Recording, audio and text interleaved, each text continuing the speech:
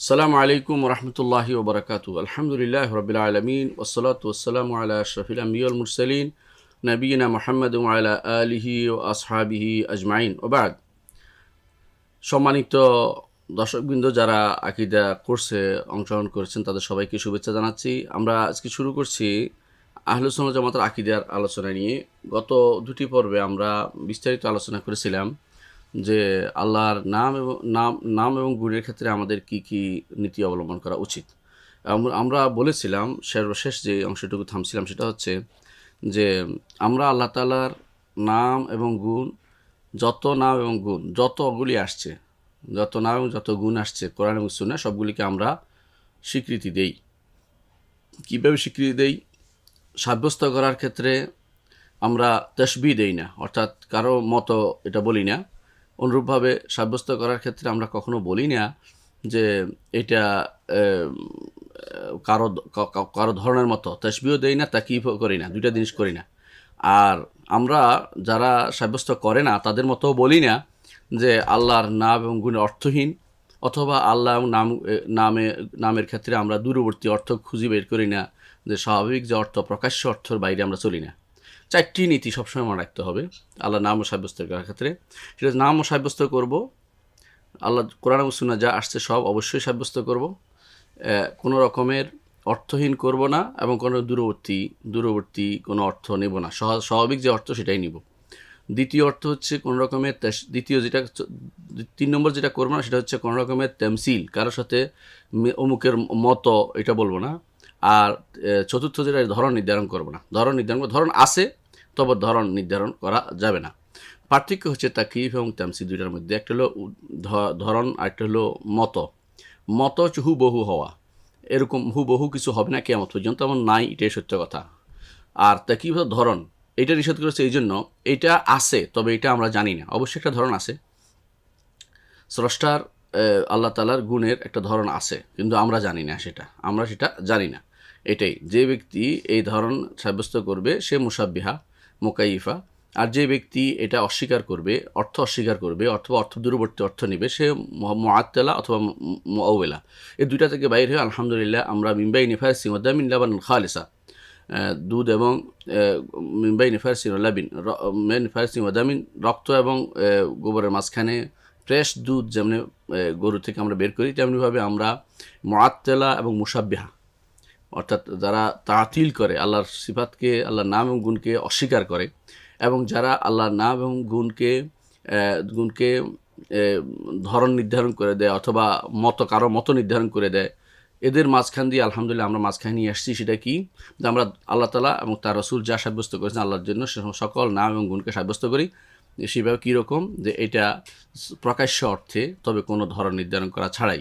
এই জন্য আমরা বলবো যে আল্লাহ তাআলা তিনি হাসেন, তিনি আশ্চর্য হন, এবং তিনি ইচ্ছা করেন, তিনি সন্তুষ্ট হন, এবং আমরা বলি তার হাত আছে, তার পা আছে, তার চোখ আছে, এবং তিনি যেভাবে বলেছেন তার চেহারা আছে, এগুলি আমরা স্বীকার করি, এবং তার আঙ্গুল আছে এবং আঙ্গুলের মাথা আছে, এগুলো আমরা সবই আমরা স্বীকার করি। যেমনিভাবে আল্লাহ তাআলা উল্লেখ করেছেন, আঙ্গুল উল্লেখ করেছেন এবং তার কবজি উল্লেখ করেছেন, সবই আমরা স্বীকার করি। তবে আমরা এগুলিকে অর্থ স্বীকার করি এটাই, কিন্তু ধরন বলি না, যে আমাদের মতো নয় বা অমুকের মতো নয়, কোনো অমুকের মতো নয়, অমুকের ধরনও নয়, ওই ধরনের নয়, কোনো নির্ধারিত কোনো মতো নয়, নির্দিষ্টভাবে কারোর মতো নয়, যাতে করে তামসিল না হয়, অথবা অনির্দিষ্টভাবে কারো অমুকের ধরনের মতো নয়, সেই ধরনও আমরা নির্ধারণ করি না, কোনো ধরন নির্ধারণ করি না। আর আমরা এগুলি অর্থহীনও করি না, এবং এগুলিকে দূরবর্তী অর্থে নিজেদের মন মতো যেভাবে ইচ্ছে সেভাবে সাজিয়ে মন মতো অর্থ করি না, কারণ এটা হচ্ছে সলফে সালেহ নীতি বিরুদ্ধ। তাহলে আমরা দেখতে পাইলাম যে এই আল্লাহর নাম গুণের ক্ষেত্রে এই নীতি যে ব্যক্তি অবলম্বন করবে সে হচ্ছে আহলুস সুন্নাহ ওয়াল জামাতের আকীদার অন্তর্ভুক্ত। আর এর বাইরে যে কেউ এর কোনো ভিন্ন অর্থ করবে, সে আহলুস সুন্নাহ ওয়াল জামাতের আকীদার বাইরের লোক, এবং যারা এটা করবে তাদের কখনো আহলুস সুন্নাহ ওয়াল জামাতের অন্তর্ভুক্ত বলা যাবে না। বিশেষ করে এই জন্য আমরা আশারি, মাতুরিদি এবং অনুরূপভাবে যারা মুআত্তিলা, মুশাব্বিহা আছে, এদের কাউকে আমরা আহলুস সুন্নাহ ওয়াল জামাতের অন্তর্ভুক্ত মনে করি না। এবং তারা অন্যান্য ক্ষেত্রে যদি আহলুস সুন্নাহ ওয়াল জামাতের কাছে থাকে, তো আমরা বলবো এই ক্ষেত্রে তারা আহলুস সুন্নাহ ওয়াল জামাতের অন্তর্ভুক্ত, কিন্তু এই সমস্ত ক্ষেত্রে তারা আহলুস সুন্নাহ ওয়াল জামাতের বাইরে। কিছুতে তারা কিছু কিছু জিনিস হতে পারে তা আহলে সুন্নাতের ভিতরে, কিন্তু কিছু জিনিসে তারা বাইরে।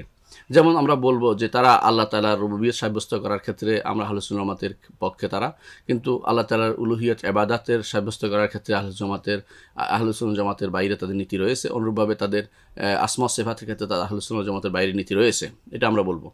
অনুরূপভাবে ঈমানের ক্ষেত্রে তারা আহলে সুন্নাত জামাতের নীতির বাইরে। অনুরূপভাবে তারা আল্লাহ ইয়ার ক্ষেত্রে তাওহীদুর আল্লাহ তাআলা তাওহীদের ক্ষেত্রে, তাওহীদের সংজ্ঞার ক্ষেত্রে আহলে সুন্নাত জামাতের বাইরে, এভাবে আমরা বলতে পারি। কিন্তু মৌলিকভাবে আমরা বলি যেখানে যেখানে মিল আছে মিলের কথাও বলি, আর যেখানে ভুল আছে সেটাও বলি, যাতে করে তারা ফিরে আসে।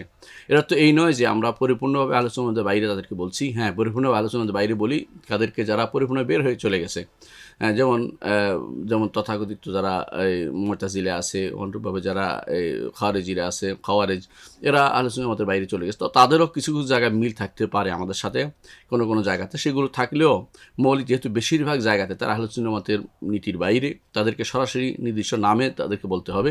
আর যারা আহলে সুন্নাত জামাতের সাথে মিলে তাদেরকে বলতে হবে যে এইগুলোতে মিলছে, বাকিগুলোতে মিলে নাই, স্পষ্টভাবে বলতে হবে।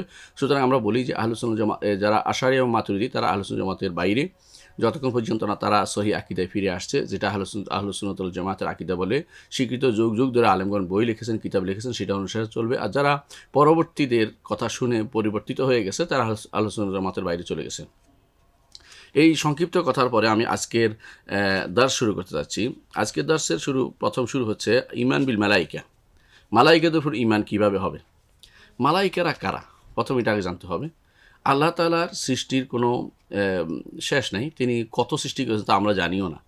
তিনি কিছু সৃষ্টি করেছেন এমন যাদেরকে তিনি জিজ্ঞাসাবাদ করবেন, তাদেরকে তিনি পরবর্তী জিজ্ঞাসা করবেন। দুনিয়াতে তাদেরকে বিবেক দিয়েছেন, যেই বিবেকের কারণে তার পাকড়াও করা হবে, এবং তাদেরকে এমন এমন দিয়েছেন, ভালো মন্দ দুইটা নেয়ার মতো তাদেরকে হাদাইনা হুন্নাস দেন, ভালো মন্দ দুইটার জ্ঞান তাদেরকে দিয়েছেন। অর্থাৎ ভালোও করতে পারে, খারাপও করতে, দুইটা শক্তি তাদেরকে দিয়েছেন। এরা হচ্ছে মানুষ এবং জিন। এই জন্য তাদের জন্য আল্লাহ তাআলা পুরস্কারও রেখেছেন, যে যারা ভালো করবে তাদের জন্য পুরস্কার জান্নাত দিবেন, যারা খারাপ করবে জাহান্নাম দিবেন।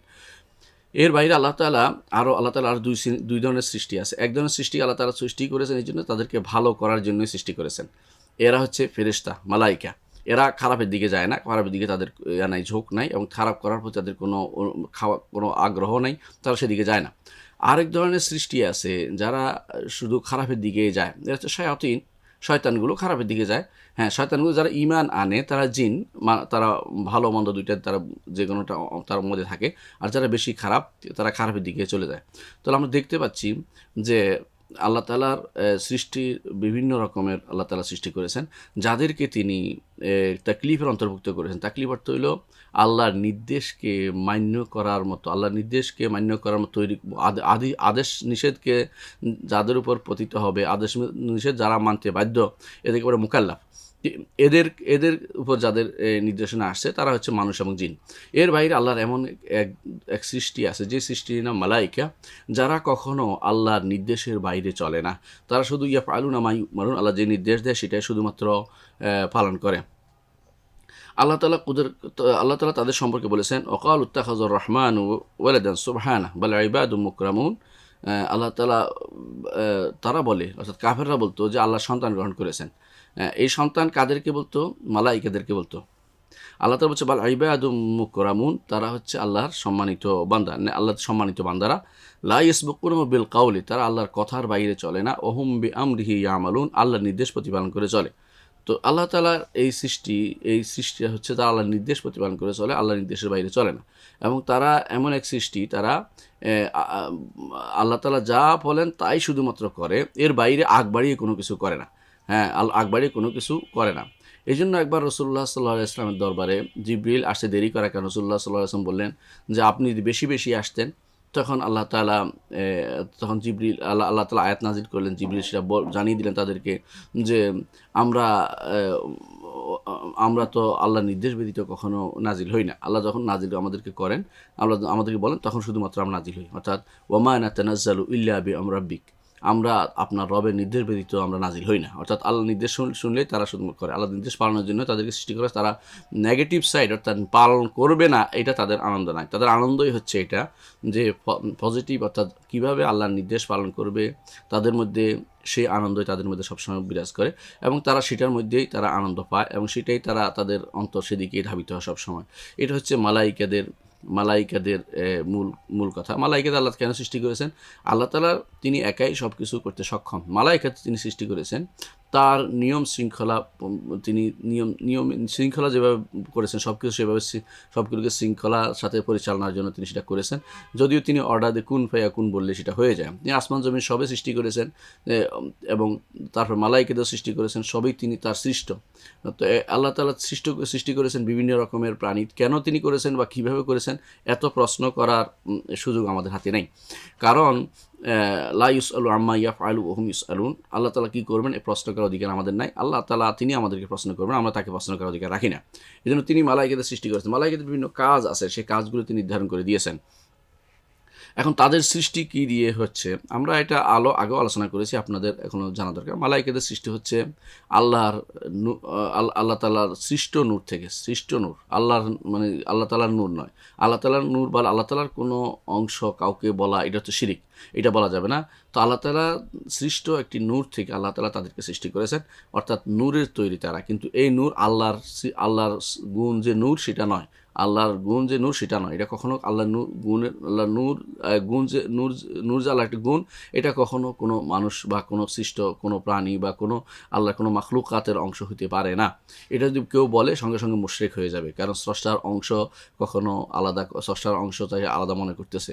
এই জন্য যারা অনেকেই বলে থাকে যে রাসূল আল্লাহর নূরের তৈরি, তারা মুশরিক। এবং যারা বলে থাকে যে পাঞ্জেতান 5টি পাক পবিত্র তন বা দেহ, এগুলি যারা বলতো এরাও মুশরিক। এদের পিছনে সালাত হবে না, এদের সাথে কোনো সম্পর্ক রাখা যাবে না, ইমানদার বলে তাদের বিশুদ্ধ হবে না। বরং বলতে হবে যদি কেউ বলে যে রাসূল নূরের তৈরি, যে সৃষ্ট নূর, তাহলে সে পথভ্রষ্ট এবং বেদাতি এবং সে গোমরা এবং সে হারাম কথা বলেছে, গুনাহের কথা বলেছে, কবিরা গুনাহের কথা বলেছে, মিথ্যা কথা বলেছে। কিন্তু যখন বলবে আল্লাহ নূরের তৈরি, তখন মুশরিক হয়ে যাবে সঙ্গে সঙ্গে। তো ফেরেশতারা নূরের তৈরি, তবে আল্লাহ নূর বলাটা জায়েজ হবে না। বলতে হবে ফেরেশতার নূরের তৈরি, সেই নূরটা হচ্ছে সৃষ্ট নূর, এর দিয়ে আল্লাহ তাআলা তাদের সৃষ্টি। নূর কি? নূর হচ্ছে উজ্জ্বল আলো মাত্রার তৈরি। সেটা এমন আলো যেটা পোড়ায় না। আর আগুন হলো নূর এবং নারের পার্থক্য হচ্ছে আগুন হচ্ছে পোড়াইয়ে ফেলে, আর নূর হচ্ছে পোড়াইয়ে ফেলে না, আলোকিত করে। আর মানুষকে আল্লাহ তাআলা মাটি দিয়ে সৃষ্টি করেছেন। আল্লাহ তাআলা রাসূলুল্লাহ সাল্লাল্লাহু আলাইহি ওয়াসাল্লাম 3টা কথা উল্লেখ করেছেন। হাদিসে রাসূলুল্লাহ সাল্লাল্লাহু আলাইহি ওয়াসাল্লাম বলেছেন খুলিকাতিল মালাইকাতু মিনান নূর, মালাইকাদেরকে সৃষ্টি করেছে নূরের থেকে। ওয়া খুলিকাতিল জান্নু মিন মার, আর যারা জিন তাদেরকে আগুন থেকে সৃষ্টি করা হয়েছে। খুলিকা আদম কামা উসিফা লাকুম, আর আদমকে সৃষ্টি করা হয়েছে যেভাবে তোমাদেরকে জানানো হয়েছে, কোরআনে যেভাবে জানানো হয়েছে। এটা কি? মাটি থেকে আল্লাহ তাআলা আদমকে সৃষ্টি করেছেন। আল্লাহ তাআলা কোরআনে কারীম বারবার বলেছেন যে মিন তুরাবিন খালাকনাকুম মিন তুরাবিন, তোমাদের মাটি থেকে সৃষ্টি করেছি। সুতরাং আমরা মাটির তৈরি। এখন যে যত অস্বীকারে করুক মাটির তৈরি, আমরা সে মাটির অবস্থায় নেই, তবে আমরা মাটিতে আবার ফিরে যাব। এই জন্য মানুষ মাটির সাথে মিশে যায়, আবার মরার পরে মাটিতে মিশে যায়। এই জন্য কোরআনে কারীমে আল্লাহ তাআলা বলেছেন মিনহা খালাকনাকুম ওয়া ফিহা নুঈদুকুম ওয়া মিনহা নুখরিজুকুম তারাতান উখরা। এই জন্য যারা অস্বীকার করে তাদের জিজ্ঞাসা করতে হবে মাটিতে মিশে যায় কেন, মাটিতে মিশে যায় কেন, জিজ্ঞাসা করতে তাদেরকে। হ্যাঁ, অনেকে মাটিতে মিশে যান আল্লাহর কুদরত, আল্লাহ তাআলা দেখেন, ভিন্ন কথা। কিন্তু বেশিরভাগ মানুষের মাটিতে মিশে যায় এই জন্য, কারণ এটার তৈরি, এটাতে আবার মিশে যাচ্ছে ধীরে ধীরে। এটাই আল্লাহ তাআলা যেমন বলেছেন, কোরআন হাদিসে রাসূলুল্লাহ সাল্লাল্লাহু আলাইহি ওয়াসাল্লাম বলেছেন, এবং এটা বাস্তবও যে এটা মাটির তৈরি। তবে সেই মাটির অবস্থায় নেই। যে কেউ বলতে পারে আমি তো মাটি দেখতে পাচ্ছি না, মাটি দেখার প্রয়োজনে নতুন অবস্থান তৈরি হয়েছে, মাটি থেকে পরিবর্তিত হয়ে তারা এই অবস্থায় তৈরি হয়েছে। আমাদের হাত ভিন্ন ধরনের একটা চামড়া হয়েছে, সুম্মা আনশানাহু খালকান আখার, ভিন্ন রকমের সৃষ্টি হয়ে গেছে, কিন্তু মূল হচ্ছে মাটি। এটা বিশ্বাস করতে হবে কোরআন এবং সুন্নাহর কথা। কিন্তু মালাইকারা তারা নূরের তৈরি, সেই নূর আলো, সেই নূর দিয়ে আল্লাহ তাআলা তাদেরকে সৃষ্টি করেছেন। এদেরকে আল্লাহ তাআলা সৃষ্টি করেছেন তার ইবাদতের জন্য। ইবাদতের বাইরে তারা কোনো চিন্তা করে না এবং তারা আল্লাহর আনুগত্য করে চলে সব সময়।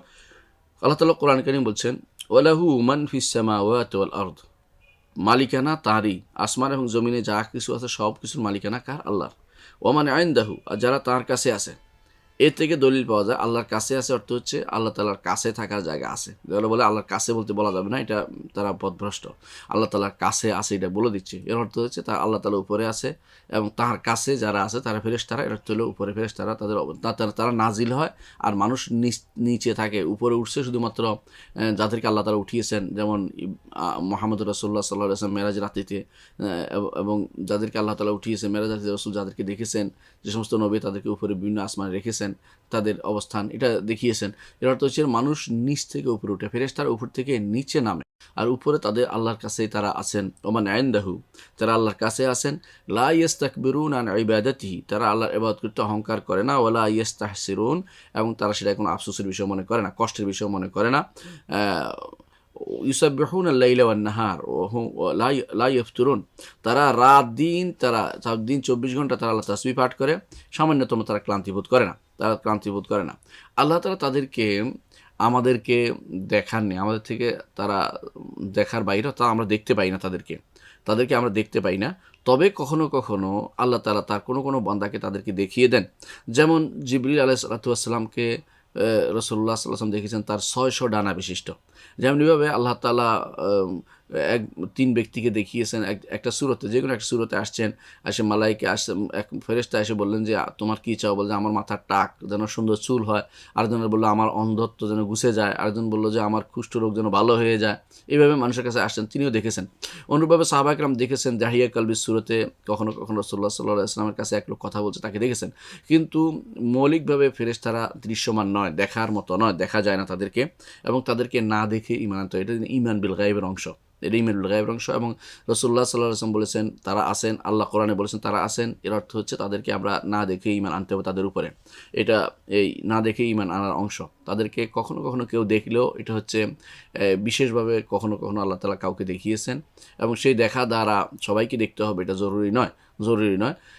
তারা বিভিন্ন রকমের সূরত এখতিয়ার করতে পারে, প্রত্যেকের নির্দিষ্ট একটা সূরত আছে, তারপরেও তারা বিভিন্ন রকম সূরত এখতিয়ার করতে পারে। কখনো তারা মানুষের সূরতে আসেন, কখনো তারা মানুষের সূরতে আসলে কোনো নির্দিষ্ট এক ব্যক্তির সূরতে আসতে পারে না, আবার অপরিচিত ব্যক্তির সূরতেও কখনো কখনো তারা আসেন, যেটা রাসূলুল্লাহ সাল্লাল্লাহু আলাইহি ওয়াসাল্লাম দরবারে আসছিল। এবং আমরা জানেন যে লম্বা এক হাদিসের কাহিনী আমরা জেনেছি, সেটা হাদিস জিবরিল নামে বিখ্যাত, যেখানে কেউ তাদের কাকে চিনতে পারেনি এবং বুঝতে পারেনি কেউ যে অমুকের মতো বা অমুকের মতো। তো এরকম অন্য সময় আবার কখনো কখনো দাহিয়াল কালবির রাদিয়াল্লাহু আনহু সূরতে আসতেন। তো কখনো কখনো তিনি তার রাসূলুল্লাহ সাল্লাল্লাহু আলাইহি ওয়াসাল্লাম তাকে দেখেছেন 600 ডানা বিশিষ্ট, সেই হিসাবে দেখেছেন। এবং তাদের রয়েছে ডানা। আল্লাহ তাআলা কোরআনে কারীম উল্লেখ করেছেন, আলহামদুলিল্লাহ ফাতিরিস সামাওয়াতি ওয়াল আরদি জাইল মালায়েকাতি রুসুলান উলি আজনিহাতি মাসনা ওয়া থুলাথা ওয়া রুবা', যে আল্লাহ তাআলা বলেছেন, আল্লাহ তাআলা প্রশংসা করছেন নিজের, যে আলহামদুলিল্লাহ ফাতিরিস সামা, আসমান জমিনের তিনি স্রষ্টা, জাইল মালায়েকাতি রুসুলান, মালাইকাদেরকে তিনি বার্তাবাহক বানিয়েছেন, ফেরেশতাদেরকে তিনি মালাইকাদেরকে বার্তাবাহক বানিয়েছেন। উলি আজনিহাতিন, ডানা বিশিষ্ট, মাসনা ওয়া থুলাথা ওয়া রুবা', দুই ডানা, তিন ডানা, চার ডানা, এবং ওয়াজিদু ফিল খালকি মা ইয়াশা, যাকে ইচ্ছা তাকে আরও বেশি ডানা দিয়ে দেন। যেমন জিবরিল আলাইহিস সালাতু ওয়াস সালামকে 600 ডানা বিশিষ্ট করে বানিয়েছেন। এটা আমাদেরকে ঈমান রাখতে হবে। হাদিস আছে রাসূলুল্লাহ সাল্লাল্লাহু আলাইহি ওয়াসাল্লাম বলেছেন যে তিনি জিবরিলকে ডেকেছেন যে লাহু সিত্তুমিয়াতু জানা, তার 600 ডানা আছে, কাদ সাদ্দাল উফুক, পুরো প্রান্ত দেশ যতটুকু সব ঢেকে দিয়েছে। অর্থাৎ 600 ডানা চিন্তা করেন কত বড় হতে পারে। 600 ডানা দিয়ে পুরো, তিনি আর কিছু দেখতে পাচ্ছেন না, শুধু জিবরিলকে দেখতে পাচ্ছেন। এত বিশাল হচ্ছেন জিবরিল, আসল সৃষ্টিতে কিন্তু তিনি বিভিন্ন রূপ গ্রহণ করতে পারেন। আল্লাহ তাআলা কোরআনে কারিমে তাকে বলেছেন, ওয়ালাকাদ রাআহু নাজলাতান উখরা ইনদা সিদরাতিল মুনতাহা ইনদাহা জান্নাতুল মাওয়া ইয ইয়াগশা সিদরাতা মা ইয়াগশা মা যাগাল বাসার ওয়া মা তাগা লাকাদ রাআ মিন আয়াতি রাব্বিহিল কুবরা। তিনি বলছেন সূরা নাজমের মধ্যে আল্লাহ তাআলা বলছেন যে লাকাদ রাআহু নাজলাতান উখরা, আরেকবার দেখেছে জিবরিলকে মুহাম্মদ সাল্লাল্লাহু আলাইহি ওয়াসাল্লাম ইনদা সিদরাতিল মুনতাহা, সিদরাতুল মুনতাহার কাছে, ইনদাহা জান্নাতুল মাওয়া, যেখানে জান্নাতুল মাওয়া রয়েছে, ইয ইয়াগশা সিদরাতা মা ইয়াগশা মা যাগাল বাসার ওয়া মা তাগা, সিদরাকে যখন ঢেকে ফেলার, যা ঢেকে ফেলবে আল্লাহর নূর আলো যেখানে পড়েছে, তো মা যাগাল বাসার ওয়া মা তাগা, চক্ষু কখনো বাঁকা হয়নি এবং কখনো বিভ্রাম ঘটেনি। লাকাদ রাআ মিন আয়াতি রাব্বিহিল কুবরা, আল্লাহর বড় বড় নিদর্শনসমূহ দেখেছেন, অনেক নিদর্শন তিনি দেখেছেন, যার মধ্যে একটি আছে জিবরিলকে দেখা, এটা একটা নিদর্শন। তার 600 ডানা বিশিষ্ট আবার তিনি দেখেছেন, দুনিয়ার বুকে একবার দেখেছেন, আকাশে আরেকবার দেখেছেন তার এই 600 ডানা বিশিষ্ট। দুইবার রাসূলুল্লাহ সাল্লাল্লাহু আলাইহি ওয়াসাল্লাম জিবরিলকে পূর্ণ সূরতে দেখেছেন। জিবরিল আলাইহিস সালাতু ওয়াস সালাম কখনো কখনো ভিন্ন মানুষের সূরতে আসতেন, যেমন মারিয়ামের কাছে এসেছিলেন তিনি ফাতামাসসালাহা বাশারান সাউইয়া, একেবারে পূর্ণ সুন্দর মানুষ হিসেবে আসছেন। আসে কি বললেন, যখন জিবরিলকে ফাতামাসসালাহা বাশারান সাউইয়া, যখন সুন্দর মানুষ দেখলেন, তখন মারিয়াম আলাইহিস সালাতু ওয়াস সালাম তিনি ভয় পেয়ে গেলেন। তিনি বললেন, ইন্নী আউযু বির রহমান মিনকা ইন কুনতা তাকিয়া, আমি রহমানের আশ্রয় নিচ্ছি, তুমি যদি কোনো আল্লাহর ভয়কারী হও তুমি আমার কাছে এসো না। ক্বালা ইন্নামা আনা রাসূল রাব্বিকা লিআহবা লাকি গুলামান যাকিয়া, তিনি বললেন যে আমি তো তোমার রবের পক্ষ থেকে একজন, ইন্নামা আনা রাসূল রাব্বিকা, একজন প্রেরিত মানুষ, আমি তোমাকে একটা সন্তানের সুসংবাদ দিতে এসেছি। সেটা কি? তিনি ফু দিয়ে দিলেন আর সন্তান ধারণ করলেন মারিয়াম আলাইহিস সালাতু ওয়াস সালাম। তাহলে তিনি মানুষের আকারও আসেন, এটা আল্লাহ তাআলা কোরআন দিয়ে উল্লেখ করলেন। অনুরূপভাবে আমরা রাসূলুল্লাহ সাল্লাল্লাহু আলাইহি ওয়াসাল্লামের দরবারে যখন আসছেন, তখন কেউ তাকে চিনে না। হাদিসে যেটা আসছে, হাদিস জিবরিলে, সেটা দ্বারা বোঝা যাচ্ছে যে তাকে কেউ চিনতে পারেনি যতক্ষণ পর্যন্ত তিনি রাসূলের সামনে বসছেন, বসে তাকে জিজ্ঞাসা করলেন, উত্তর নিলেন। এ দ্বারা বোঝা গেল তিনি তাকে চিনতে পারেননি। কাকেও তাকে চিনতে পারেনি। পরবর্তীতে রাসূল জানিয়ে দিলেন যে তিনি হচ্ছেন জিবরিল আলাইহিস সালাতু ওয়াস সালাম। তাহলে আমরা জানলাম যে আল্লাহর এই যারা আল্লাহর একটি সৃষ্টি আছে যাদেরকে মালাইকা বলা হয়, এবং মালাইকে বহু বচন, মালাক এক বচন। আমাদের দেশে যা ফেরেশতা বলা হয়, ফেরেশতা আসলে এদের নাম নয়, এটা ফার্সি নাম তারা দিয়েছে। এই ফেরেশতা না বলা উচিত, কিন্তু সমস্যা হচ্ছে আমরা ফেরেশতা না বলে কেউ চিনি না। মালাইকে বললে কেউ চিনব না, এই জন্য আমরা বলে থাকি। কিন্তু ফেরেশতা বললে চিনা যায়, এই জন্য বলে থাকি। ফেরেশতা আসলে এটার সঠিক অনুবাদ হয় না। কেন? ফেরেশতা অর্থ দূত হয়, আর ফেরেশতা অর্থ দূত হলে সেই সব অর্থ মালাক অর্থ দূত হিসেবে নিয়েছে। কিন্তু ফেরেশতা শব্দের ফার্সি শব্দ, এইটা তাদের আবিস্তাকের মধ্যে ফেরেশতা শব্দটা আসছে, সেখান থেকে তাদের ধর্মের মধ্যে সেটা আসে, এবং ফার্সিতে এটা প্রচুর ব্যবহৃত হয়। এই জন্য তারা এটাকে অর্থ করে নিয়েছে ফেরেশতা হিসেবে। আর আমাদের দেশে যেহেতু একসময় পারস্যিক প্রভাব ছিল, সেই সময় থেকে আমাদের দেশে এই মালাইকা ফেরেশতা বলাটা আমাদের দেশে চালু হয়েছে। যদি এটা ভিন্ন মালাক বা মালাইকা বলা যায় তাহলে সবচেয়ে উত্তম হয়। কিন্তু অসুবিধা নাই, লা মাশাআতা ফিল ইসতিলাহ, পরিভাষায় কোনো সমস্যা নেই যদি সেখানে কোনো খারাপ কিছু না আসে। আর যেহেতু ফেরেশতা বলে কোনো খারাপ কিছু আসে না, সেহেতু সেটা বলা যাবে। আর এটা এখন আল্লাহর নাম ও গুণ নয়, এটা হচ্ছে এক শ্রেণী আল্লাহর একটি সৃষ্টির নাম হিসেবে আমরা উল্লেখ করছি, এবং এটার নাম উল্লেখ করলে কোনো সমস্যা হবে বলে মনে করি না। তবে উত্তম হচ্ছে অবশ্যই মালাইকা বা মালাক বলা। আমরা আরও ঈমান আনি, ওয়া নুমিনু বিআন্নাল মালাইকাতা আমালান কুল্লিফু বিহা, আমরা এটা ঈমান আনি যে মালাইকাদের কিছু আমল আল্লাহ তাআলা দায়িত্ব দিয়েছেন, দায়িত্ব তারা পালন করে থাকে, কিছু দায়িত্ব তাদেরকে দিয়েছেন। যেমন জিবরিল, তাকে ওয়াহী নাজিলের দায়িত্ব দিয়েছেন। আমরা অনেকেই ওয়াহীর ব্যাপারে বলে থাকি, একবার ইসরাফিল আনছে, একবার অমুকে আনছে, তমুকে আনছে। কথা ঠিক নয়। যে ওয়াহী একমাত্র জিবরিল এনেছেন, আর কেউ ওয়াহী নিয়ে আসে নাই। যদি কেউ আসে কোনোবার, তিনি দ্বিতীয়বার আনছেন, অর্থাৎ দ্বিতীয়বার কোনো আয়াতের বিশেষ মাহাত্ম্য বর্ণনায়, কোনো ওহী নিয়ে, কোনো বাণী নিয়ে কোনো মালাইকা আসতে পারেন, তবে সেটা অবশ্যই জিবরিল আমিন আলাইহিস সালাতু ওয়াস সালাম তিনি প্রথমেই আনছেন। পরবর্তীতে এটা মাহাত্ম্য বর্ণনার জন্য সেটা স্পেশালি বর্ণিত এসেছে, সেটা আলাদা কথা। কিন্তু জিবরিল ছাড়া অন্য কারো ওহী নাজিলের জন্য দায়িত্ব দেওয়া হয়নি। সেটা আল্লাহর পক্ষ থেকে ওহী নাজিলের জন্য স্পেশালি জিবরিল আলাইহিস সালাতু ওয়াস সালামকে দায়িত্ব দেওয়া হয়েছে।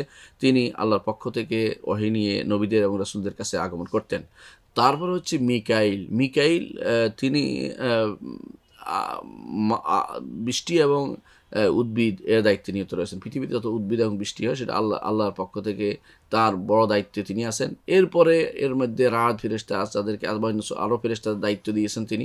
তার অধীন অনেক ফেরেশতা আছে যারা এই দায়িত্বগুলি পালন করে থাকে। তো যিনি এই ইয়াটা করেন, ইনি হচ্ছেন মিকাল বা মিকাইল, দুইটাই পড়া যায়। মিকাল কোরআন শরীফে আসছে, আর মিকাইল হাদিসে আসছে, দুইটাই বলা যাবে। আর জিবরিল শব্দটি আমরা বলতে ভুলে গেছি। কোরআনে কারিমে আসছে জিবরিল, আবার জিব্রাইল, জিব্রাইল, এভাবে বিভিন্ন রকম 10ভাবে পড়া যায়। তবে জিবরিল বা জাব্রাইল আর জিব্রাইল এইভাবে বর্ণনাটা খুব শুদ্ধ নয়, এটা আমাদের দেশে খুব প্রচলিত জিব্রাইল। তবে সদর জিবরিল অথবা জাবরিল অথবা জাব্রাইল, কিন্তু জিব্রাইলটা বেশি শুদ্ধ নয়, তবে সেটা আমাদের দেশে প্রচলিত আছে। উচ্চারণের ক্ষেত্রেও বড় ধরনের সমস্যা নেই, এটা কোনো আকীদার বিষয় নয়, এটা হচ্ছে পড়ার বিষয়।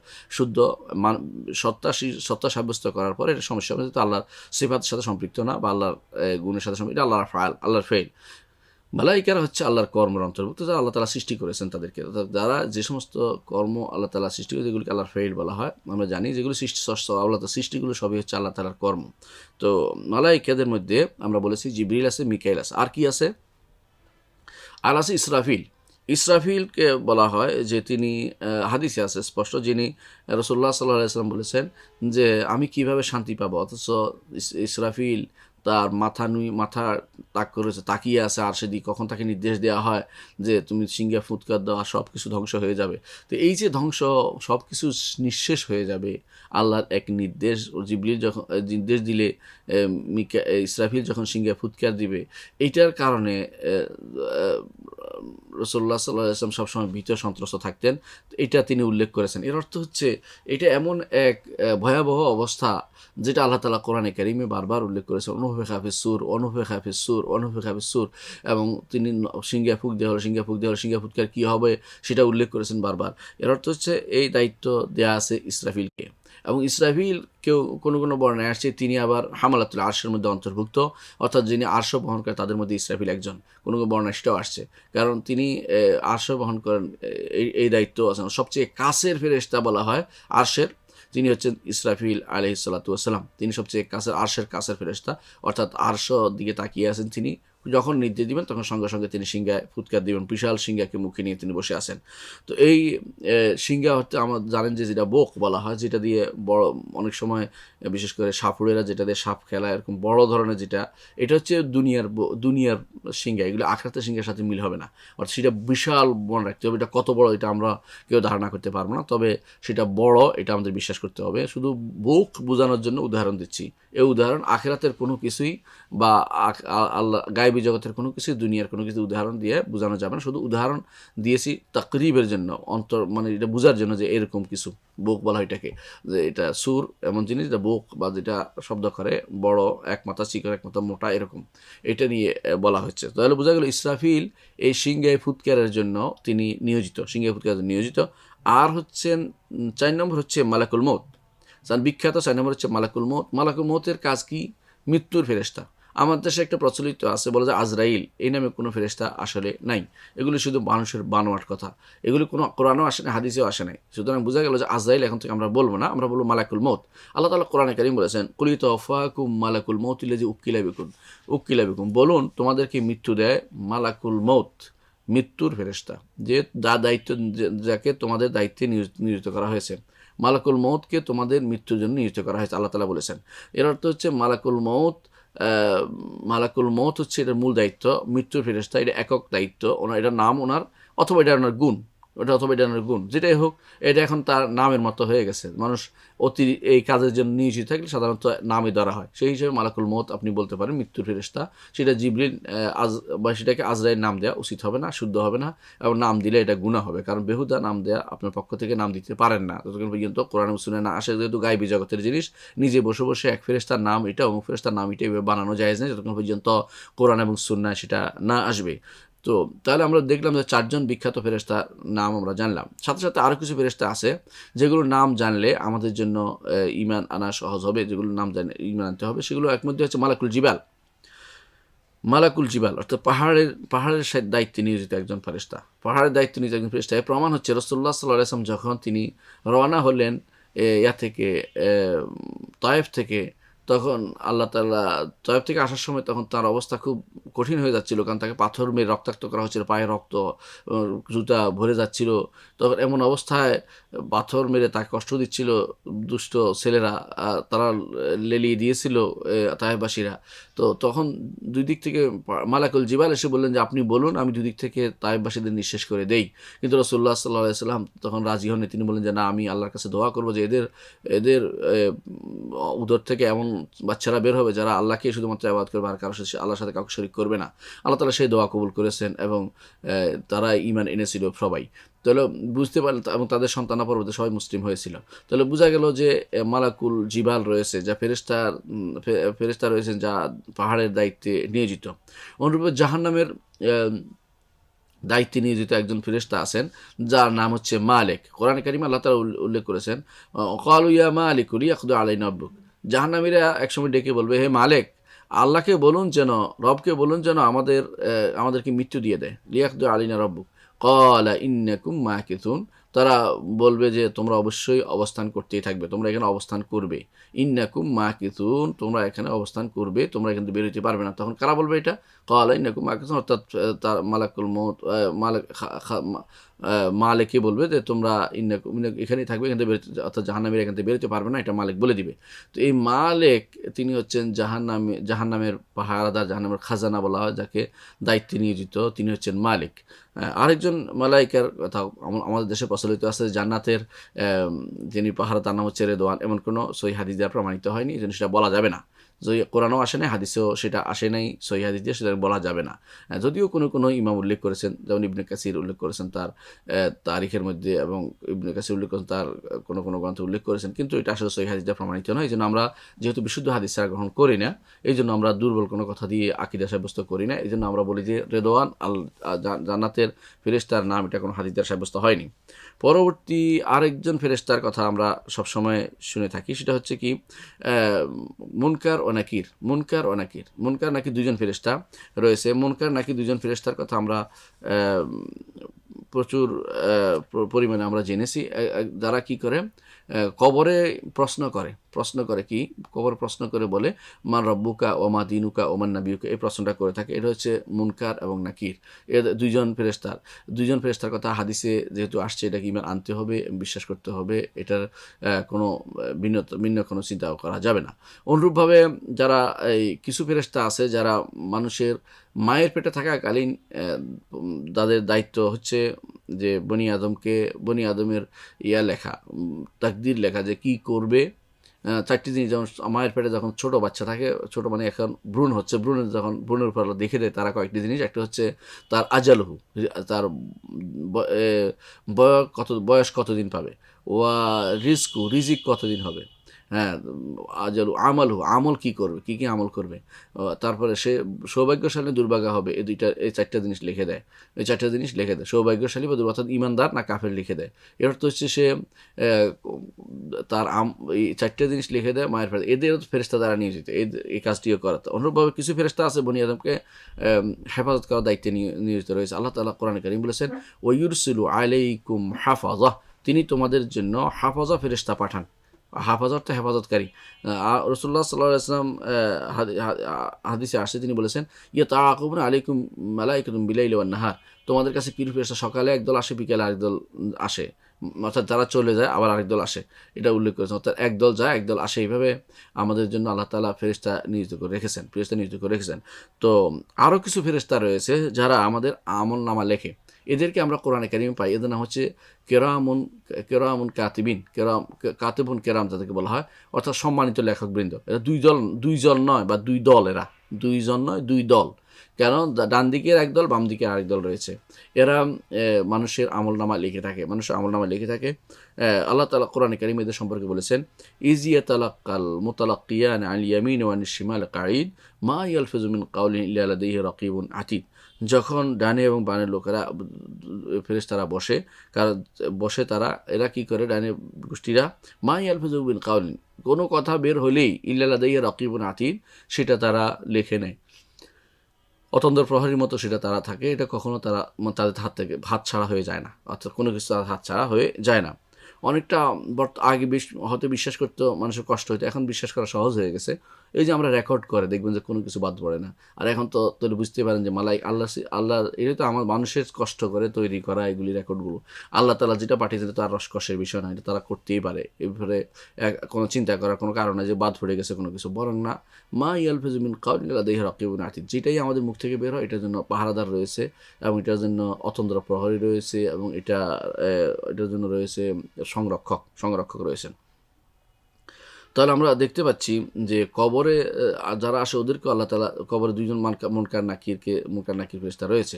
এর বাইরে কেউ বলে থাকেন যে কিছু মালাইকা রয়েছে, যেমন রাকিব আতীদ, তাদেরকে বলছে। রাকিব আসলে এটা ফেরেশতার নাম নয়, এরা হচ্ছে তাদের কাজ কি, কাজ করে পাহারা দেয়, এটা বলেছে। হিসেবে বলা হচ্ছে নাম হিসেবে সেটা আসেনি। তো আমরা দেখতে পাচ্ছি আল্লাহ তাআলার যে সমস্ত ফেরেশতাদের নাম আসে, নামগুলোর উপর ঈমান আনতে হবে, এবং নাম যেগুলো আসে নাম হিসাবে সবার উপর ঈমান আনতে হবে, আর যাদের নাম বলা হয়নি তাদের উপর ঈমান আনতে হবে। যাদের নাম বলেন তাদের সংখ্যা কত? আল্লাহ তাআলা তাদের সংখ্যা এত বেশি রেখেছেন। আল্লাহ নিজে বলেছেন যে রাসূলুল্লাহ তাদের সংখ্যা এত বেশি যে রাসূলুল্লাহ সাল্লাল্লাহু আলাইহি ওয়াসাল্লাম বলেছেন, আল্লাহ তাআলা নিজে বলেছেন, ওমা ইয়ালামু জুনুদ রাব্বিকা ইল্লা হু। আল্লাহ তাআলা বলেছেন যে আপনার রবের আপনার রবের আপনার রবের যে লস্কর বা সেনাবাহিনী এদের তিনি ব্যতীত আর কেউ জানে না। তিনি ব্যতীত অর্থাৎ আল্লাহ তাআলার জুনুদ, আল্লাহ তাআলার এই ফেরেশতার সংখ্যা আল্লাহ ব্যতীত কেউ জানে না। এর প্রমাণ আমরা পাই রাসূলুল্লাহ সাল্লাল্লাহু আলাইহি ওয়াসাল্লাম যেদিন বাইতুল মামুরে গেলেন, সেখানে সালাত আদায় করলেন, তখন সেখানে দেখতে পেলেন 70,000 ফেরেশতা সেখানে ঢুকছে সালাত আদায় করতে। জিবরিল তাকে জানালেন যে যে এরা দ্বিতীয়বার, এত বেশি এদের সংখ্যা যে দ্বিতীয়বার তারা পড়ার সুযোগ পাবে না মালাইকাতের। আল্লাহু আকবার, কত মালাইকা! তাহলে অনেকটা হাদিসে আমরা পাই রাসূলুল্লাহ সাল্লাল্লাহু আলাইহি ওয়াসাল্লাম বলেছেন, কিয়ামতের মাঠে জাহান্নামকে নিয়ে আসা হবে, তার 70,000 লাগাম থাকবে, প্রত্যেক লাগামের সাথে 70,000 ফেরেশতা থাকবে। এত ফেরেশতা মিলে কিয়ামতের মাঠে জাহান্নামকে টেনে নিয়ে আসবে। আল্লাহ তাআলা সেখানে জাহান্নামীদের, যারা কাফের এবং যারা মুশরিক, এদেরকে সেখানে নিক্ষেপ করার জন্য সেখানে তাদেরকে জাহান্নামকে টেনে নিয়ে আসা হবে। তাহলে বুঝতে গেলে সংখ্যা কত বেশি একমাত্র আল্লাহই জানেন। আবার দেখেন অন্য হাদিস আছে, রাসূলুল্লাহ সাল্লাল্লাহু আলাইহি ওয়াসাল্লাম বলেছেন যে আকাশ শব্দ করছে, ও আত্তাতিস সামা, আকাশ শব্দ করছে, ক্যাঁ ক্যাঁ শব্দ করতেছে, ওয়া হুক্কা লাহা আন তাআত, আকাশ শব্দ করাটা এটা তার হক, অধিকার। কারণ আকাশে এমন কোনো জায়গা নেই যেখানে কেউ সেজদারত নেই, রুকুরত নেই, এবং কেউ সেখানে সালাত আদায় করতে কিয়ামের অবস্থায় নেই। এর অর্থ হচ্ছে এইভাবে প্রত্যেক জায়গাতে আল্লাহ তাআলা আকাশ পাহারাদার হিসেবে রেখেছেন এবং আকাশে পাহারা দিয়েছেন এবং সেখানে সালাত আদায়কারী হিসেবে রেখে দিয়েছেন। আর আকাশ কত বড় তা তো আমরা ধারণা করতে পারি না। আর সমস্ত জমিনগুলোর উপরে হচ্ছে আকাশ বিশাল। এই বিশাল আকাশের মধ্যে সবটাইতেই ভর্তি ফেরেশতা দিয়ে, কেমন কোনো জায়গা নেই যেখানে ফেরেশতা নেই। এর অর্থ হচ্ছে সব জায়গাতে সিজদারত বা কর্মরত অবস্থায় আছে তারা, এই দায়িত্ব পালন করে আছে, আল্লাহর ইবাদত করতে আছে তারা। তো এই জন্য এদের সংখ্যা অনেক বেশি, এটা আমাদেরকে বিশ্বাস করতে হবে। আর আমরা আরও বিশ্বাস করতে হবে যে আল্লাহ তাআলা জান্নাতের জন্য কিছু ফেরেশতা নিয়োজিত করেছেন। নাম আমরা জানি, ঠিক আছে, জান্নাতের পাহারাদার নাম আমরা জানতে পারিনি, তবে জান্নাতের দায়িত্বে নিয়োজিত কিছু ফেরেশতা রয়েছে। এর প্রমাণ হচ্ছে আমরা পাই কোরআনে কারিম, আল্লাহ তাআলা বলেছেন, ইয়াদখুলুনা আলাইহিম মিন কুল্লি বাব ওয়াল মালাইকাতু ইয়াদখুলুনা আলাইহিম মিন কুল্লি বাব। মালাইকারা জান্নাতীদের কাছে প্রবেশ করবে, তারা বলবে কি, সালামুন মিন কুল্লি বাব, সব দরজা দিয়ে আসবে, দরজায় তাদেরকে সাদর সম্ভাষণ জানাবে এবং বলবে, সালামুন আলাইকুম, তোমাদের জন্য সালাম, তোমাদের জন্য শান্তি, অনাবিল শান্তি, বিমা সবারতুম, দুনিয়ার বুকে তোমরা সবর করেছ। এই সবর অর্থাৎ আল্লাহর ইবাদত করতে সবর, আল্লাহ তাআলার নাফরমানি থেকে বাঁচার জন্য সবর, এবং কষ্ট সৃষ্ট বিপদ আপদের সবর, 3 ধরনের সবর তোমরা পালন করে এখানে এসেছ এবং জান্নাত লাভ করতে চাও, তোমাদের জন্য শান্তি। ফানি'মা উকবাদ-দার, কতই না উত্তম এই পরিণাম, আখিরাতের এই পরিণাম কতই না উত্তম, এটা তারা বলবে। সূরা রা'দে আল্লাহ তাআলা বলেছেন। এর অর্থ হচ্ছে যে মালাইকাদের সংখ্যা আসলে অগণিত, অসংখ্য, তবে কিছু দায়িত্ব নিয়োজিত কিছু ফেরেশতার কথা আমরা এখানে আলোচনা করলাম। এইভাবেই মেনে আনতে হবে, যেভাবে আসছে কোরআন এবং সুন্নাহ। এখানে কোনো রকমের অপব্যাখ্যা করা যাবে না। অপব্যাখ্যা কীভাবে করে জানেন? একদল বলে মালাইকা বলতে বোঝাচ্ছে মালাইকা বলে কোনো ব্যাকটেরিয়া কিছু একটা, নাউজুবিল্লাহ। আবার একদল বললো মালাইকা বলতে কোনো এমন কিছু প্রাণী বোঝাচ্ছে যারা মানুষের মতো, এরকম কিছু মনে করতে পারে। আর এরকম যেমন অন্যান্য ধর্মে তাদেরকে অপসরি এরকম বলা হয়ে থাকে অন্যান্য ধর্মে। তো ওরা আবার কখনো ছবিও আঁকে, দেখবেন খ্রিস্টানরা ছবি আঁকে, ডানা বিশিষ্ট ছবি আঁকে। এগুলি সবই হচ্ছে পথভ্রষ্টতা। এগুলি আঁকা জায়েজ নেই এবং এগুলো দেখাও জায়েজ নেই। এগুলো যদি কেউ দেখায় সেগুলি সেই সমস্ত জিনিসকে বয়কট করা আপনাদের উচিত। কারণ মালাইকাদের সুরত সবসময় আপনার মাথার ভিতরে জাগ্রত থাকবে যে এরকম বুঝি, মালাইকারা বুঝি এরকম দেখায় থাকে। তো এটাই জন্য ছবি আঁকা তাদের জন্য জায়েজ নেই, এবং তাদের বিভিন্ন নাম দিয়ে অপসরি নাম দেয়া বা দেবদূত নাম দেয়া কোনোটাই আসলে জায়েজ নেই। এবং জায়েজ নেই, মালাইকাই বলতে হবে। এটা হচ্ছে ঈমানদারের কাজ। তাদের সংখ্যা অনেক বেশি, এটার উপর বিশ্বাস করতে হবে। এবং তারা দায়িত্বে নিয়োজিত আল্লাহর পক্ষ থেকে, সেটাও বিশ্বাস করতে হবে। এবং তারা বনি আদমের সাথে জড়িত, তাদের ভালো চায়, এটা বিশ্বাস করতে হবে। তো আমরা বিশ্বাস করতেছি এটাই যে মালাইকাদের উপর ঈমান আনতে হবে। আর যাদের কথা আল্লাহ মৌলিকভাবে বলে দিয়েছেন যে কোরআনে কারিমে যে মালাইকা সৃষ্টি করেছেন, আমরা মৌলিকভাবে বিশ্বাস করি যাদের সংখ্যা অনেক বেশি। জানছি নাম অনেক কম, কিন্তু যাদের নাম জানিনি, যাদের নাম জেনেছি, সবার উপরে ঈমান আনতে হবে এবং তারা আমাদের ভালো চায়, এটা বিশ্বাস করতে হবে। বনি আদমে তারা ভালো চায়। এবং হাদিসে আছে রাসূলুল্লাহ সাল্লাল্লাহু আলাইহি ওয়াসাল্লাম বলেছেন, প্রতিদিন সকালে 2 ফেরেশতা নামে, একজন নামে বলতে থাকে যে আল্লাহুম্মা আ'তি মুনফিকান খালাফান, আল্লাহ যে ব্যক্তি দান করে তাকে বাড়িয়ে দাও। ও আ'তি মুমসিকান তালাফান, আরেকজন বলতে থাকে আল্লাহ যে ব্যক্তি দান করে না তাকে তুমি কমিয়ে দাও, তাকে তুমি কমিয়ে দাও। এভাবে মালাইকারা কখনো বনি আদমকে পরীক্ষা করে, বনি আদমকে কখনো কখনো যুদ্ধের ময়দানে সাহায্য করে আল্লাহর হুকুমে, এবং কখনো কখনো যারা কাফের মুশরিক তাদের শাস্তির বিধান ব্যবস্থা করে, যেমন জিবরিল আলাইহিস সালাতু ওয়াস সালাম এসে পুরো এলাকা উল্টে দিত তার ডানা ঢুকিয়ে, সেটাও হাদিসে আমাদের কাছে এসেছে। তো মালাইকাদের দ্বারা আল্লাহ তাআলা তারা আমাদের জন্য দোয়াও করে মালাইকাদের ভালো, তারা আমাদের ঈমানদারদের জন্য দোয়া করে। কোরআনে কারিমে আল্লাহ তাআলা বলেছেন যে ওয়াস্তাগফিরুল্লাযিনা আমানু রব্বানা ওয়াসআতা কুল্লা শাইইন রাহমাতাও ওয়া ইলমা ফাগফির লিল্লাযিনা তাবু ওয়াত্তাবাউ সাবিলাকা ওয়া কিনা আযাবাল জাহিম। তো ফের মালাইকারা কি করে, তারা বনি আদমের দোয়া করে কি বলে, ইস্তাগফিরুল্লাযিনা আমানু, ঈমানদারদের জন্য দোয়া করে এবং বলে রব্বানা ওয়াসআতা কুল্লা শাইইন রাহমাতাও ওয়া ইলমা, আল্লাহ আপনার রহমত এবং ইলম, সব কিছু প্রশস্ত, সব কিছু আপনি জানেন, রহমত দিয়ে সব কিছু ঢেকে রেখেছেন, রহমতের বাইরে কেউ যেতে পারে না, আর ইলমের বাইরেও কেউ যেতে পারে না। ফাগফির লিল্লাযিনা তাবু, যারা তওবা করবে তাদের ক্ষমা করে দিন, ওয়াত্তাবাউ সাবিলাকা, যারা আপনার পথে চলবে তাদের ক্ষমা করে দিন, ওয়াকিম আযাবাল জাহিম, তাদেরকে জাহান্নামের আযাব থেকে বাঁচান। তো ফেরেশতারা আমাদের বন্ধু এই হিসেবে নিতে হবে, ফেরেশতারা আমাদের শত্রু নয়। যারা ফেরেশতাদেরকে শত্রু বলে এরা আদুউল লিল কাফিরিন। আল্লাহ তাআলা কোরআনে কারীম উল্লেখ করেছেন, কুল মান কানা আদুউল লিজিবরিল ফাইন্নাহু নাযালা আলা কলবিকা বিইذনিল্লাহি হুদাম ওয়া বুশরা লিল মুমিনিন মান কানা আদুউল লিল্লাহি ওয়া মালাইকাতিহি ওয়া কুতুবিহি ওয়া রাসূলিহি মান কানা আদুউল লিল্লাহি ওয়া মালাইকাতিহি ওয়া জিবরিল ওয়া মিকাইল ফাইন্নাল্লাহা আদুউল লিল কাফিরিন। আল্লাহ তাআলা উল্লেখ করেছেন কোরআনে কারীমে সূরা বাকারাতে যে ব্যক্তি আল্লাহর মালাইকাদের শত্রু নিজেকে হিসেবে জাহির করে, যে ব্যক্তি জিবরিল মিকাইলের শত্রু হিসেবে নিজেকে জাহির করে, সে ব্যক্তি আল্লাহর শত্রু, আল্লাহর দুশমন। তো এই জন্য মালাইকাদের উপর ঈমান আনতে হবে, মালাইকারা আমাদের বন্ধু বিশ্বাস করতে হবে, মালাইকারা নেককারদের বন্ধু বিশ্বাস করতে হবে, আর কাফেরদের জন্য অবশ্যই শাস্তির কারণ মালাইকারা। এবং মালাইকা নাজিল করার অর্থ হচ্ছে, আল্লাহ তাআলা কোরআনে কারীম বলেছেন যে ইয়াউমা ইয়ারাউনাল মালাইকাতা ইয়াকুলুনা হিজরাম মাহজুরা, যে দুনিয়াতে মালাইকা নাজিল কাফেরদের নাজিল করার অর্থ তাদের ধ্বংস অনিবার্য হয়ে যায়। আল্লাহ তাআলা কোরআনে কারীম বলছেন, যদি তারা বলে থাকে কাফেররা যে আল্লাহ কেন মালাইকা নাজিল করে না, মানুষকে কেন আবার নবী হিসেবে পাঠায়, মালাইকা নাজিল নূরের তৈরি মালাইকা পাঠাতে পারতো। আল্লাহ তাআলা কোরআনে কারীমে এটা বলছেন, লাউ আনজালনা মালাকান লাকুদিয়াল আমরু, যদি মালাইকা পাঠাতাম তো ধ্বংস করে দিত তারা, কারণ মালাইকাদের নির্দেশনা, মালাইকারা আল্লাহর নির্দেশ পাইয়েই ধ্বংস করে দিত। আর নবী সবর করে, ধৈর্য ধারণ করে, সওয়াবের আশা করে, লেগে থাকে। এই জন্য আল্লাহ তাআলা মানুষ হিসেবে নবীকে পাঠিয়েছেন, মানুষদের মধ্যে থেকে নবী পাঠিয়েছেন, কারণ তিনি ধৈর্য ধারণ করবেন এবং এটাকে যথাযথভাবে তারা করবেন। তিনি চিন্তা করবেন যে একজন মানুষ যে হেদায়েত হয় তার এই লাভ। কিন্তু যদি মালাইকারা আসতো, মালাইকারা আল্লাহর নির্দেশ পাওয়ার সাথে সাথে তারা এত ধৈর্য ধারণ করতো না, আল্লাহর নির্দেশ পাওয়ার সাথে সাথে তারা ধ্বংস করে দিত। এটা লাকুদিয়াল আমর, আল্লাহ তাদেরকে ধ্বংস হয়ে যেত। এর অর্থ হচ্ছে যে বনি আদম থেকে নবী পাঠানো আল্লাহর পক্ষ থেকে বিরাট রহমত আমাদের জন্য।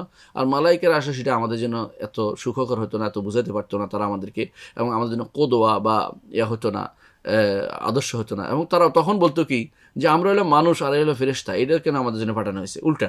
অর্থাৎ এটাই দেখবেন দুনিয়ার বুকে যারা পথভ্রষ্ট, তারা সবসময় যেটা পাইছে এটা নিয়ে তারা সন্তুষ্ট না। তারা সবসময় বলবে যে এটা কেন করা হলো, এটা কেন করা হলো। ঠিক যদি তাকে জিজ্ঞাসা করে কোনটা করা হতো, এখন তার কিন্তু কোনো উত্তর পাওয়া যাবে না। আজও দেখবেন নাস্তিক যারা আছে, এই নাস্তিক ব্লগার আসিফ মহিউদ্দিনরা, এরা বলবে যে এটা কেন হলো, ওইটা কেন হলো। কিন্তু তাদের জিজ্ঞাসা করতে হলে কোনটা হলে ভালো হতো, তখন সে কোনো সমাধান দিতে পারবে না। সে এমন এক হাস্যকর সমাধান দিবে কখনো কখনো, যেটা আপনি কখনো খুঁজে পাবেন না, যে এটা সত্য বলে, মানে এটা মেনে নেওয়ার মতো কোনো কিছু নেই।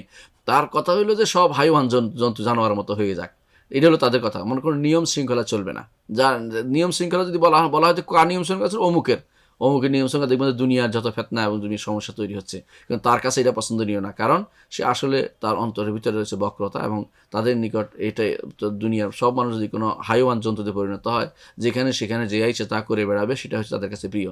কিন্তু আল্লাহ তাআলার নির্দেশনাকে তারা অস্বীকার করে যাচ্ছে। এই জন্য আর মনে রাখবেন যে আল্লাহ তাআলার নির্দেশনা মেনে তিনি যা করেছেন এটা ভালো, এটা রেদা বিল কাদা, আল্লাহ তাআলার ফয়সালাকে সন্তুষ্ট প্রকাশ করা, এটা হচ্ছে ইমানদারের কাজ। এখানে বাড়াবাড়ি করা যে এটা কেন হলো, এটা কেন হলে, প্রশ্ন তোলাটা হচ্ছে কাফেরের কাজ, এটা শয়তানের কাজ, এবং এটা কখনো ইমানদার কাজ হতে পারে। ইমানদার সবসময় বলে সামি'না ওয়া আতা'না, শুনলাম এবং মেনে নিলাম। ইমানদার সবসময় বলে যে আমাদের রবের পক্ষ থেকে, কুল্লু মিন ইনদি রব্বিনা, সবই আমার রবের পক্ষ থেকে আসছে। ওমাই ইয়াযাক্কারু ইল্লা উলুল আলবাব, যারা বিবেকবান তারা সবসময়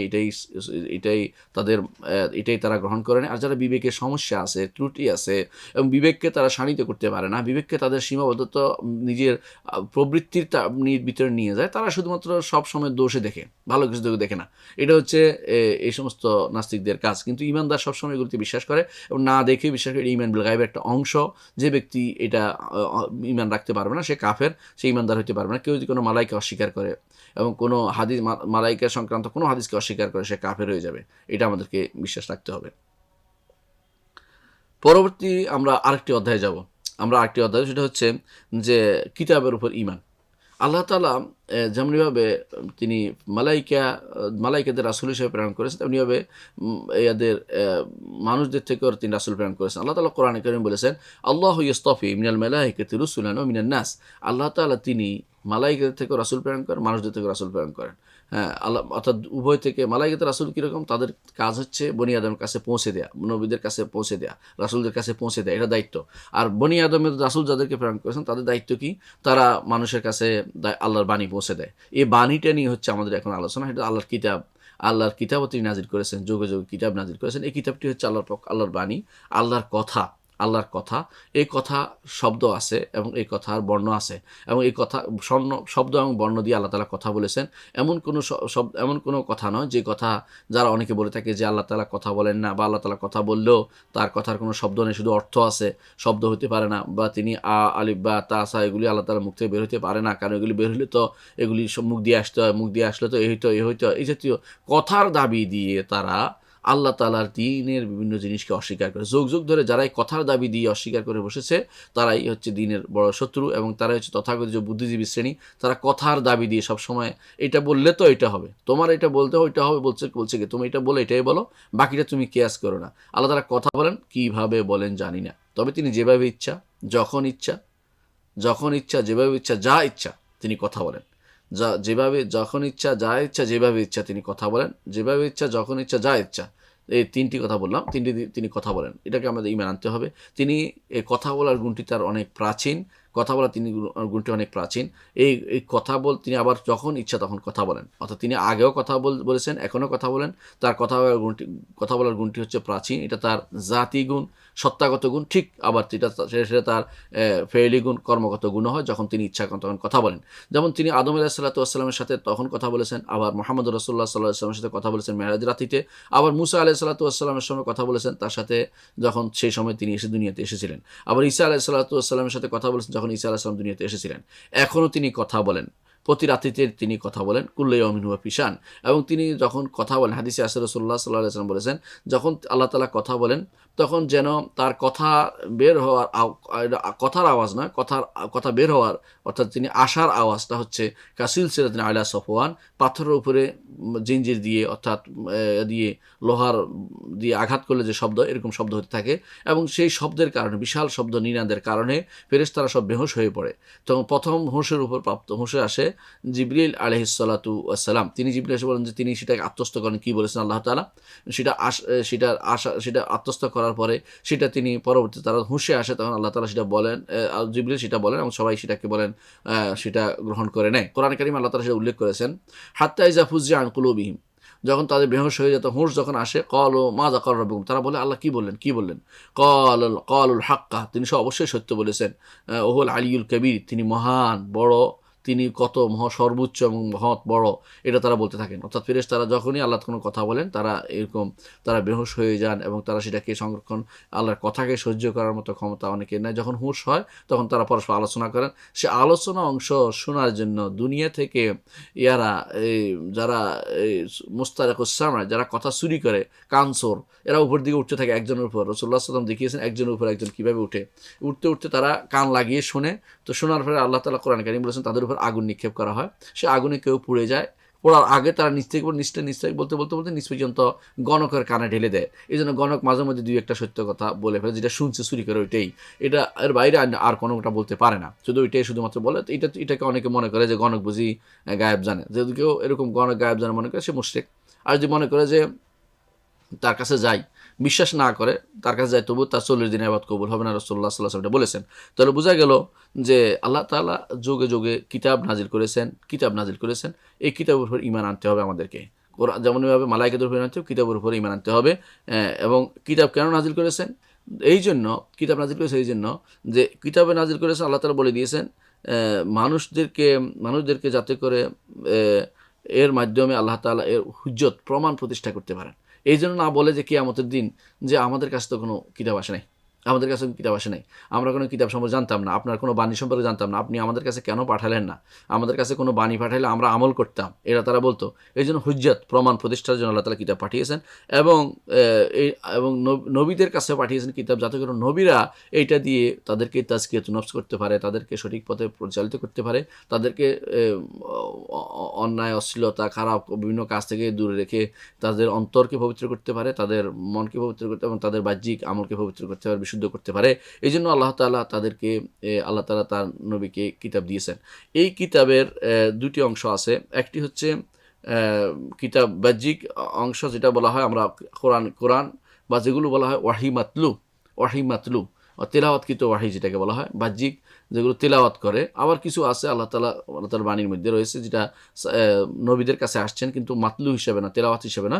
যেমন নবীদের বাণী যেগুলো আল্লাহ তাআলা তাদের কাছে বর্ণনা করেছেন যে তোমরা মানুষকে জানিয়ে দাও, সেটা রাসূল সাল্লাল্লাহু আলাইহি ওয়াসাল্লাম নবীরা মানুষদেরকে জানিয়ে দিয়েছেন, সেটাও ওয়াহি। এই দুইটাই হচ্ছে আল্লাহ তাআলার পক্ষ থেকে ওয়াহি। এর মধ্যে যেটা আছে কিতাব, আরেকটা হলো সুন্নাহ, যেটা মাতলু নয়, এটাকে সুন্নাহ বলা হয়, তেলাওয়াত করার সুন্নাহ বলা হয়। যেটা কিতাব, যেটা আল্লাহর পক্ষে সরাসরি কিতাব, কখনো কিতাব আকারে নাজিল হয়েছে, কখনো সেটা কিতাব আকারে নাজিল হওয়ার পরে প্রথমে ধীরে ধীরে অল্প অল্প করে নাজিল হয়েছে। এটা হচ্ছে কিতাব হওয়া, নাজিল হওয়ার মূল প্রেক্ষাপট।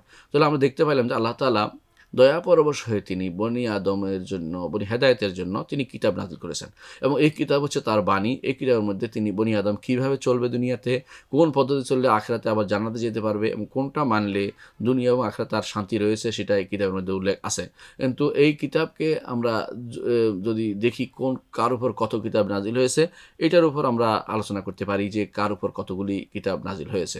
তো আমরা দেখতে পাই যে একটা বর্ণনা আসছে আবু যর রাদিয়াল্লাহু আনহু এক হাদিসের উপরে, সেখানে দেখা আছে যে 104টি কিতাবের কথা বলা হয়েছে, কিতাব ও সহিফা মিলে। তার মধ্যে 100টি বলছে সহিফা, 4টি বলছে কিতাব। তো এই হাদিসটা কেউ দুর্বল বলেছেন, কেউ হাসান বলেছেন। তো আমরা যদি কোনো দুর্বল ধরি, তাহলে আমরা কিতাবের সংখ্যা আমরা এখানে পাই না, কিন্তু কোরআন থেকে আমরা কিতাবের সংখ্যা পাই, এবং সহিফার কথা কোরআনে পাই। সহিফার কথা কোরআনে পাই কেমন? যে কোরআনে কারিমে আল্লাহ তাআলা সহিফ ইব্রাহিম ও মুসা বলেছেন। মুসা সহিফা দেওয়া হয়েছে মুসাকে, অর্থাৎ তার সহিফা অর্থাৎ ছোটো ছোটো চিঠি দেওয়া হয়েছে, এবং অনুরূপভাবে ইব্রাহিম আলাইহিস সালাতু সহিফা দেওয়া হয়েছে। এর বাইরে কিতাব যে 4টি বিখ্যাত কিতাব সবাই জানি আমরা, যে প্রথম যে কিতাব বিখ্যাত বড় কিতাব নাজিল হয়েছে সেটা তাওরাত নাজিল হয়েছে মুসা আলাইহিস সালামের উপরে। তো এর আগে কি ছিল?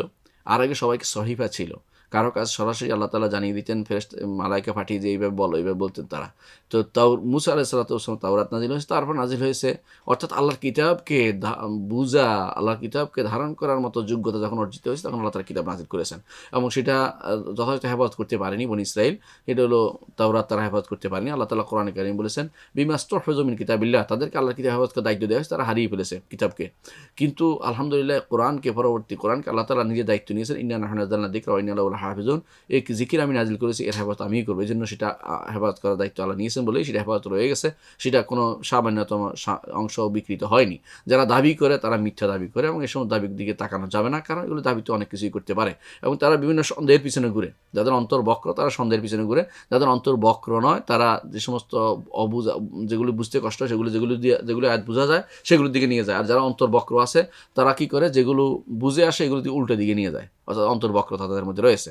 সুতরাং যারা অন্তর্বক্র তাদের কোরআনে কারীম আল্লাহ তাআলা তাদেরকে বলেছেন ফাআম্মাল্লাযিনা ফি কুলুবিহিম যায়গুন ফায়াত্তাবিউনা মা তাশাবাহা মিনহু, যাদের অন্তরের মধ্যে বক্রতা আছে, এদের আল্লাহ হাদিসে রাসূলুল্লাহ সাল্লাল্লাহু আলাইহি ওয়াসাল্লাম বলেছেন, যখন তুমি দেখবে যে কেউ এরকম দূরবর্তী অর্থ নিচ্ছে, ফাউলাইকাল্লাযিনা সাম্মাল্লাহু, তারা হচ্ছে ওই ব্যক্তি যাদেরকে আল্লাহ নাম দিয়ে বলেছেন, অর্থাৎ যায়েগ বক্রতা আছে বলেছেন। সুতরাং তাদের থেকে তোমরা দূরে থাকবে। রাসূলুল্লাহ সাল্লাল্লাহু আলাইহি ওয়াসাল্লাম হাদিসে এভাবে উল্লেখ আছে, সাহাবায়ে কেরামের জন্য যারা বক্র পথ অবলম্বন তাদের থেকে দূরে থাকতেন। তাহলে আমরা দেখতে পাচ্ছি যে তাওরাত, তারপরে তাওরাতের পরে আসছে জাবুর আসছে দাউদ আলাইহিস সালাতু ওয়াস সালামের উপর। দাউদ আলাইহিস সালাতু ওয়াস সালামের উপর জাবুর নাজিল হয়েছে। আল্লাহ তাআলা কোরআনে কারীম বলেছেন ওয়া আতাইনা দাউদা জাবুরা, দাউদকে আমরা জাবুর দিয়েছি। অনুরূপভাবে ঈসা আলাইহিস সালাতু ওয়াস সালাম আতাইনাহুল ইনজিল, আল্লাহ তাকে আমরা ইনজিল দিয়েছি। আর মুহাম্মদ রাসূলুল্লাহ সাল্লাল্লাহু আলাইহি ওয়াসাল্লামের উপর নাজিল হয়েছে কোরআনে কারীম, যা অন্য সমস্ত কিতাবের সংরক্ষক, সমস্ত কিতাবের মূল কথা, মৌলিক নীতিমালা এই কোরআনে কারীমে চলে এসেছে। এবং এখানে আর সর্বশেষ যে টেস্টামেন্ট, সর্বশেষ যে যে সুসমাচার বা সর্বশেষ যে বাক্য, সর্বশেষ আল্লাহর বাণী, যেটা আমাদের কাছে আল্লাহ তাআলা আমাদের তেলাওয়াতের জন্য, আমাদের ইবাদতের জন্য এবং আমাদের হেদায়েতের জন্য আল্লাহ তাআলা যে বাণী দিয়েছেন, কোরআনে কারীম, এটা নাজিল হওয়ার মাধ্যমে পূর্ববর্তী সমস্ত কিতাব রহিত হয়ে গেছে। তো আমরা দেখতে পাচ্ছি যে আল্লাহ তাআলার এই কিতাবের উপর ঈমান রাখা, ঈমান আনা আমাদের আমরা ঈমান আনি এবং এটা ঈমান আনা আমাদের দায়িত্ব। এবং এই কিতাব কেন নাজিল হয়েছে বা কী জন্য, এই কিতাবের কী বৈশিষ্ট্য, এ নিয়ে ইনশাআল্লাহ আগামী ক্লাসে আপনাদের সাথে দেখা হবে। আল্লাহ আমাদেরকে বোঝার তৌফিক দান করুন এবং আকীদার জিনিসগুলোকে ভালো করে অনুধাবন করার আল্লাহ তাআলার কাছে অনুধাবন করার জন্য আল্লাহর কাছে আমরা তৌফিক কামনা করছি। ওয়া আখিরু দাওয়ানা আলহামদুলিল্লাহি রাব্বিল আলামিন। আসসালামু আলাইকুম ওয়া রাহমাতুল্লাহি ওয়া বারাকাতুহু।